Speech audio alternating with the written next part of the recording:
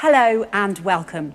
Today we're going to answer an important health question. Does religion play a major role in your overall health, specifically when it relates to the ratio of omega-6 fatty acids to omega-3 fatty acids in your diet?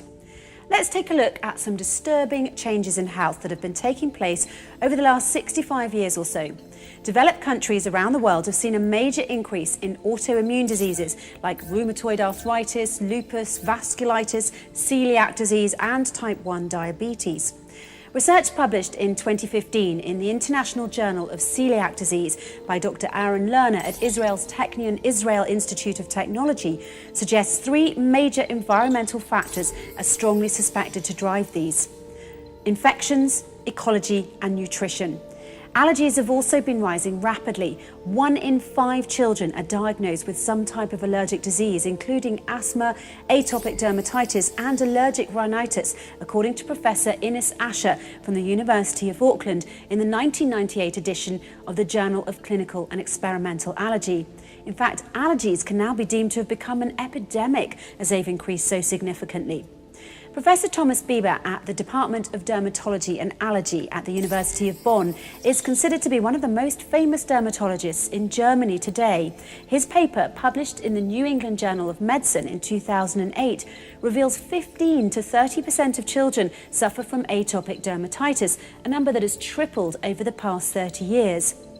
Dr. Valma Harjutsalo at the Folkhälsan Research Centre in Finland stated in The Lancet in 2008 that type 1 diabetes has now become a serious problem affecting children at a much younger age than ever before, especially in Europe.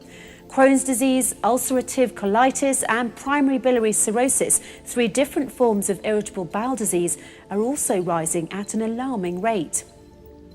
Interestingly, during this same time, a wide variety of infectious diseases have been on the decline, thanks mostly to vaccines, antibiotics and improved hygiene habits. This has led many scientists to look at diet as the cause of these increases, specifically the proportion of omega-3 fatty acids to omega-6 fatty acids. Dr. Artemis Simopoulos is the founder and president of the Center for Genetics, Nutrition and Health in Washington, D.C. She's published a lot of research into the relation between inflammatory and autoimmune diseases and the ratio between dietary omega-3 and omega-6 fatty acids. She states that the optimal ratio of omega-6, which is inflammatory, to omega-3, which is non-inflammatory, should be 4:1 or lower. The problem is that in most Western diets, the ratio is currently an extremely unhealthy 15:1 or higher. This markedly higher ratio of inflammatory omega-6 leads to a host of illnesses and diseases: cardiovascular disease, obesity, rheumatoid arthritis, cancers of many types, depression, etc. These facts are undisputed in the scientific community. Higher amounts of omega-6 fatty acids are killing humans at an astounding rate around the world. Studies published by Dr. Simopoulos since the early 90s also confirm that a high proportion of omega-6 to omega-3 fatty acids causes a dramatic shift in the physiological state of the human body. When omega-6 is more prevalent, pathogenesis of body tissue occurs, including prothrombic, pro-inflammatory and pro-constrictive states, all of which are the very causes of disease. On the other hand, Dr. Simopoulos says scientists have found that a diet higher in omega-3 fatty acids is therapeutic and preventative.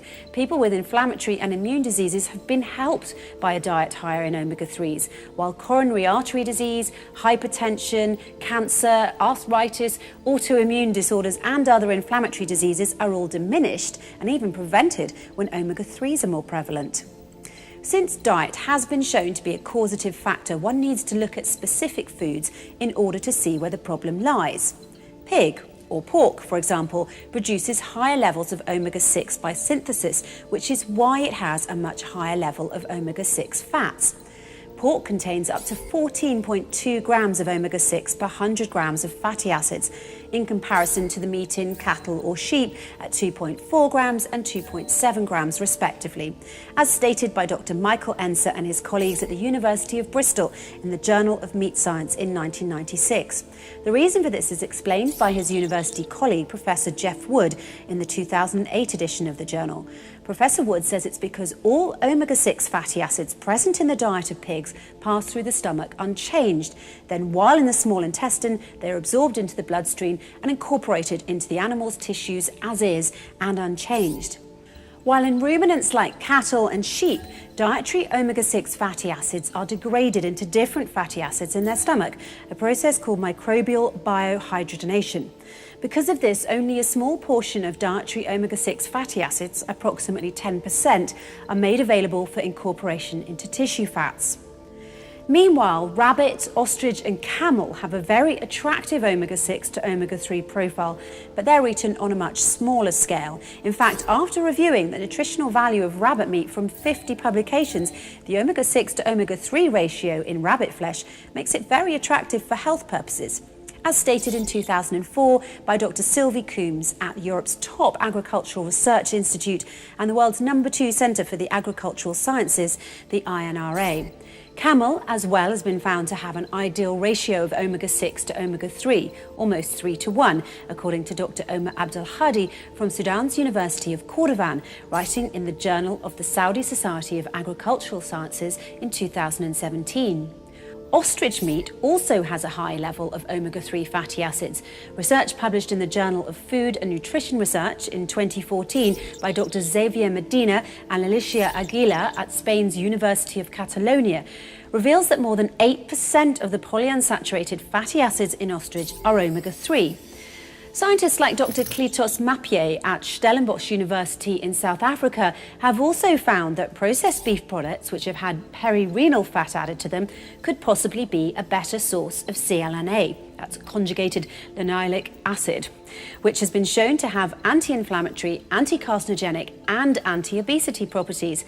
In fact, in his study published in 2014 in the Journal of Animal Science and Biotechnology, Dr. Mappié found that when perirenal fat was added to regular beef hamburger meat, the fatty acid profile or ratio was improved, thus making it much healthier for human consumption.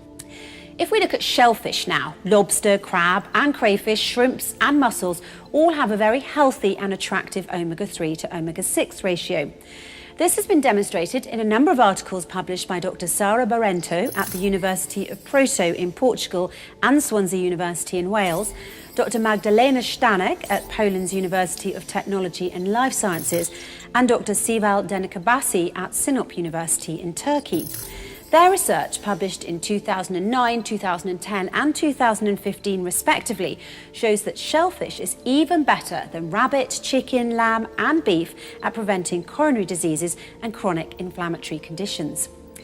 Paul Jaminet, PhD, is the CEO and founder of a biotech startup developing a vascular therapy for cancer. His wife, Shuqing Shi Jaminet, PhD, is a director and molecular biologist and cancer researcher at both the Beth Israel Deaconess Medical Center and Harvard Medical School. These two scientists share a long-standing interest in diet and health, and they're the founders and principals of the Perfect Health Retreat and authors of the Perfect Health Diet series and website. In part 2 of their book, published online on the 15th of February 2012, they restated that in most countries, pork is either the primary source of omega-6 fats or the second source after vegetable oils.